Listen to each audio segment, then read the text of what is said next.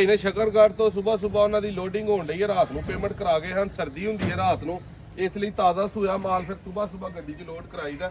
ਇਹ ਝੋਟੀ ਜੇ ਦੂਸਰੇ ਸੂਏ ਵੇ, ਤੀਸਰੇ ਹੋ ਸਕਦਾ ਹੋਏ।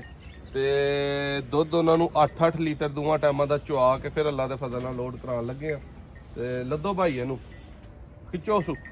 ਇਹ ਇਨਸ਼ਾਅੱਲਾ ਭਾਈ ਦੇ ਕੋਲ ਚੱਲੀਏ। ਇਹ ਮੁੰਡਾ ਗੌਰ ਨਾਲ ਵੇਖ ਲਵੋ, ਇਹਦਾ ਨਾਂ ਹੈ ਅਲੀ ਹੈਦਰ। ਅਸੀਂ ਇਹਨੂੰ ਪਿਆਰ ਨਾਲ ਆ ਕਾਲੂ। ਉਂਝ ਦਾ ਰੰਗ ਗੋਰਾ ਚਿੱਟਾ ਬੜਾ, ਵੇਖ ਲਵੋ ਅੱਖਾਂ ਹੀ ਚਿੱਟੀਆਂ ਨੇ ਜਾਂ ਦੰਦ ਚਿੱਟੇ ਨੇ।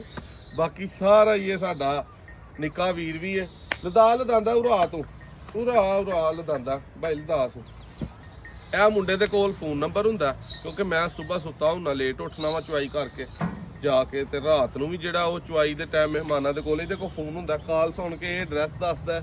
ਇਹ ਹੀ ਸਾਰੇ ਭਾਈਆਂ ਨੂੰ ਆਂਦਾ ਕਿ WhatsApp ਤੇ ਆਈ ਜਾਵੋ। ਤੇ ਭਰਾ ਗੁਜ਼ਾਰਿਸ਼ ਹੈ, ਕੋਸ਼ਿਸ਼ ਕਰਿਆ ਕਰੋ ਕਿ ਇਹਦੀ ਗੱਲ ਸੁਣ ਕੇ ਬੱਚਾ ਇਹ ਜੇ ਨਾ ਵੀ ਕੋਈ ਸਮਝ ਲੱਗੇ ਤੇ WhatsApp ਤੇ ਆ ਕੇ ਮੇਰੇ ਨਾਲ ਜਦੋਂ ਰਾਬਤਾ ਕਰ ਲੈਂਦੇ। ਅਕਸਰ ਤੇ ਮੇਰੇ ਕੋਲ ਹੀ ਹੁੰਦਾ ਫੋਨ, ਲੇਕਿਨ ਗੁਜ਼ਾਰਿਸ਼ ਇਹੀ ਕਰੀਦੀ ਕਿ WhatsApp ਤੇ ਭਰਾ ਰਾਬਤਾ ਕਰਿਆ ਕਰੋ। ਤੇ ਸਾਰਾ ਦਿਨ ਖੰਘਣਾ ਫੰਡਣਾ ਤੌਕੜਾ 2-3 ਮਹੀਨਿਆਂ ਦੀਆਂ ਗੱਭਣਾ ਭਰਾ ਪੁੱਛਦੇ ਰਹਿੰਦੇ ਨੇ, ਯਾਰ ਕੋਈ ਬੰਦਾ ਇੰਜ ਦੀ ਚੰਗੀ ਸ਼ੈ ਨਹੀਂ ਦਿੰਦਾ। ਸਜਰਾ ਮਾਲ ਜਿਹੜਾ ਚੋਕ ਲੈ ਲੈਣਾ ਉਹ ਚੰਗਾ ਜ਼ਰੂਰ ਲੱਭ ਜਾਂਦਾ।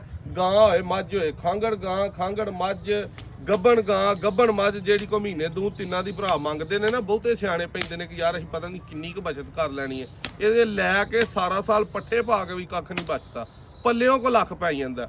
ਤੇ ਇਸ ਲਈ ਸਾਡੇ ਕੋਲ ਸਿਰਫ ਸਜਰੀਆਂ ਮੱਝਾਂ ਸਜਰੀਆਂ ਗਾਵਾਂ ਹੁੰਦੀਆਂ ਨੇ, ਤੇ 24 ਘੰਟੇ 12 ਮਹੀਨੇ ਹਫਤੇ ਦੇ 7 ਦਿਨ ਮੌਜੂਦ ਹੁੰਦੀਆਂ ਨੇ। ਕਿਸੇ ਟਾਈਮ ਵੀ ਜਿਹੜੇ ਭਰਾ ਨੇ ਜਿੱਥੋਂ ਆਉਣਾ ਆਇਓ। 0324 81 ਨੰਬਰ ਬੰਦਿਆਂ ਕੋਲ ਲੱਦੀ ਨਹੀਂ ਜਾਣ ਡਈ। ਤੇ ਆ ਵੇਖਿਓ ਹੁਣ ਜਾਂਦੀ ਲੱਦੀ।